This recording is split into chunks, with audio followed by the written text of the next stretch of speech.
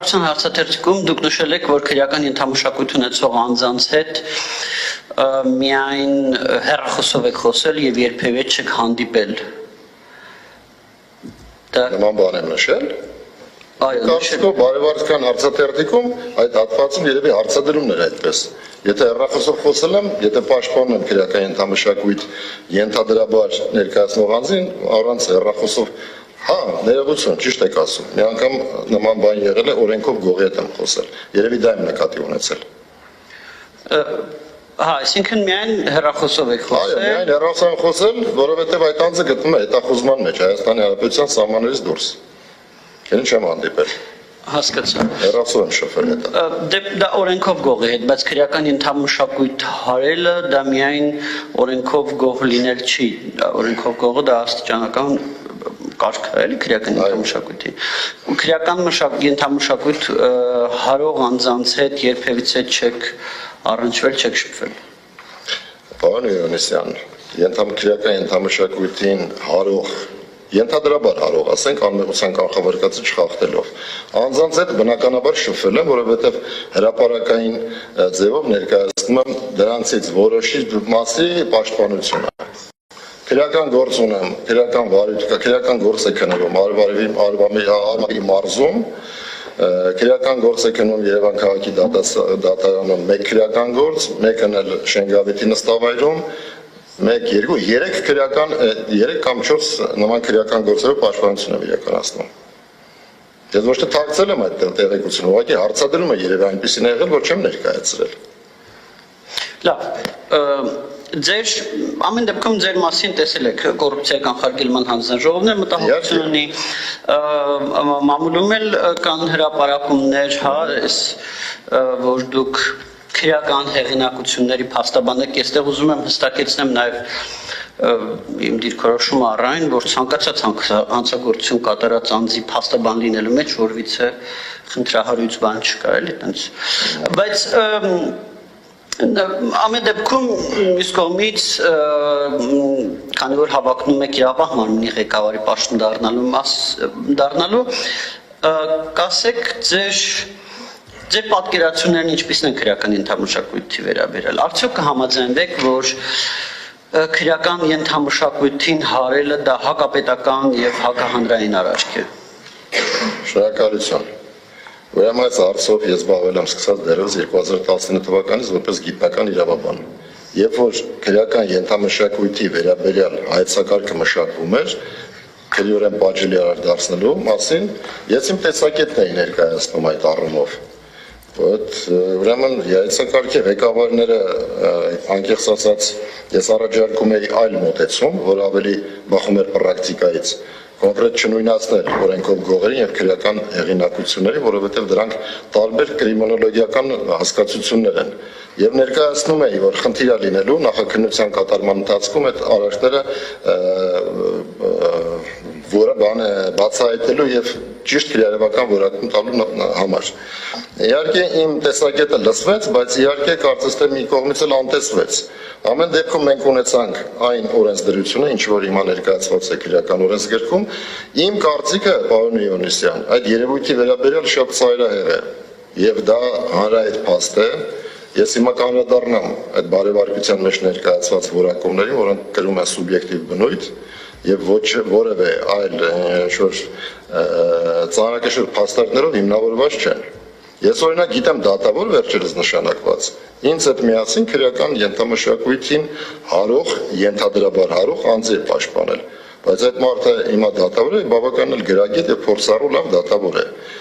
Շատ հետաքրքիր էր էլի, որ նույն կոռուպցիայի կանխարգելման հանձնաժողովով անցած այդ անձը, որը ինձ հետ նստել է նույն սեղանի շուրջ, մեկ այլ քրեական ենթամշակույթին հարող անձի հետ, երևի թե չի ունեցել, բնականաբար ծանոթ չեմ իր եզրակացությանը, որովհետև դա գաղտնի եւ անձնական տեղեկությունների պաշտպանության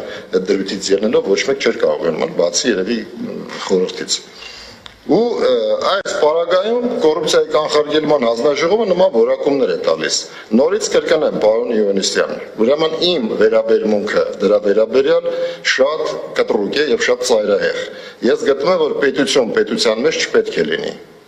Իսկ այդ երևույթը պետությունն է պետության մեջ։ Այդ անձանց են տարրշվելով, բնականաբար այստեղ ես մի փաստաթուղթ ունեմ, որ ձեր հասարակական կազմակերպման փորձագետներից Աղաբեկյանը մի առիթով կնոջս վերաբերյալ բարևարկության եզրակացություն տալի առիթով գրել էր այդ նույն հանգամանքը, որ Բատիկյանը, փաստաբան Բատիկյանը այդ իր մասնագիտական գործունեության հետ կապված չի կարող դա որակվել որպես բացասական երևույթ։ Հիմա այս պարագայում, այսինքն ինչ ընտրովի ձևով պիտի իրականացվի այս բանը, որպեսզի ժամանակը գա ու մարդը չհայտնվի այսպես իրավիճակում։ Ձեր ներկայացրած ճակերտավոր ընկալվում է հասարակության կողմից որպես քրեական ենթամշակույթի փաստաբան, ճիշտ ասած ինձ համար վիրավորական է, որովհետև դա կարծես թե քողարկված մեղադրանքի մասնագիտական գործունեության իրականացման դեմ։ Այսինքն եթե թմրամիջոցներով պաշտպանություն իրականացնեի, պիտի ասեին թմրամիջոցների կամ նարկոբարոնների փաստաբանն է, չգիտեմ, բռնաբարողների պաշտպանեի, պիտի ասեին բռնաբարողների փաստաբանն է եւ այլն։ Ես գտնում եմ ներողություն ավարտեմ, պարոն Հովհաննիսյան, ես գտնում եմ, որ այդ որակումը եւ այդ եզրակացության հատվածը իհարկե դա չի ազդել եզրակացության վրա, ընդամենը հավելյալ տեղեկություն է ներկայացվել։ Իմ կարծիքը այդ երևույթին նորից եմ կրկնում շատ հստակ եւ կտրուկ հանրահայտ է, քանի որ ես այդ թեմայով դասախոսություններ եմ կարդում իմ քիչ առաջ ներկայացրած ուսանողներին։ Պարոն Բատկյան, ինչ խոսք նորից ոչ ես, ոչ էլ մեր կազմակերպության արդեն նախկին աշխատակից Աղաբեկյանը կասկածի տակ չեն դնում, որ փաստաբանը ցանկացած տեսակի հանցագործության մեջ մեղադրվող անձի կարող է պաշտպանություն իրականացնել եւ դրա մեջ որևիցե խնդրահարույց, պարսավելի, ամոթալի որևիցե բան բնականաբար չկա։ Բայց օրինակ ձեր մասով համացանցում կային տեսանյութեր, որ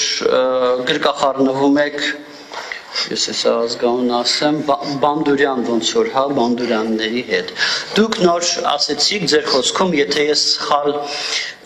սխալ հասկացա, ինձ ողեք խնդրում եմ, որ դուք մի դատավորի հետ միասին նստած եք եղել քրեական ենթամշակույթ հարող անձի հետ։ Դատավարության ընթացքում։ Հա, դատավարության ընթացքում։ Այո։ Հա, մի քիչ ուրիշ ձև ընկալվեց։ Ես հստակ ասացի, որ պաշտպան էր, ինքը մեկի պաշտպան էր, ես մյուսի պաշտպանն էի։ Ոչ թե նստած եմ եղել, չգիտեմ, խնջույքի։ Մահացու մեղքերը հստակ ասեք, որ ներգրավողները չգիտեն ինչ։ Պատասխանեմ, պարոն Հովհաննիսյան, ավարտեցիք, շնորհակալություն։ Ուրեմն այդ գրկախառնման վերաբերյալ տեսանյութը ճիշտ ասած ինչքան որ փնտրեցի, այսինքն ոչ թե կոնկրետ գրկախառնության վերաբերյալ տեսանյութ, այդպես էլ չհայտնաբերեցի։ Բնականաբար հնարավոր է, եթե դատավարության ընթացքում, դատանի դահլիճում կամ դատանի բակում պաշտպանելիդ հանդիպում ես, բնականաբար պետք է բարև տաս։ Ինչ է նշանակում գրկախառնվել, ես չեմ հասկանում։ Այսինքն մարդուն կարելի է գրկախառնվել, մարդուն կարելի է նաև գրկել, ինչ որ մի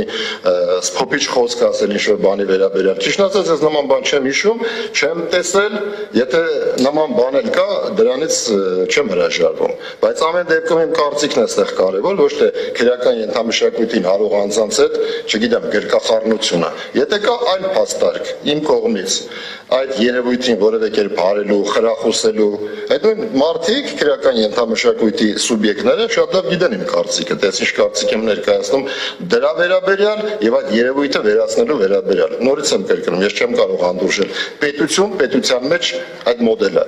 որովհետև պետությունը իր գործառույթները պետք է կատարի իր կողմից, սահմանադրության վերապահված լիազորությունները ու այլ մարդիկ չեն կարող գալ ինչ որ հարցեր լուծել, նյութական շահ ստանալ կամ հարստանալ։ Լավ, գանք 2000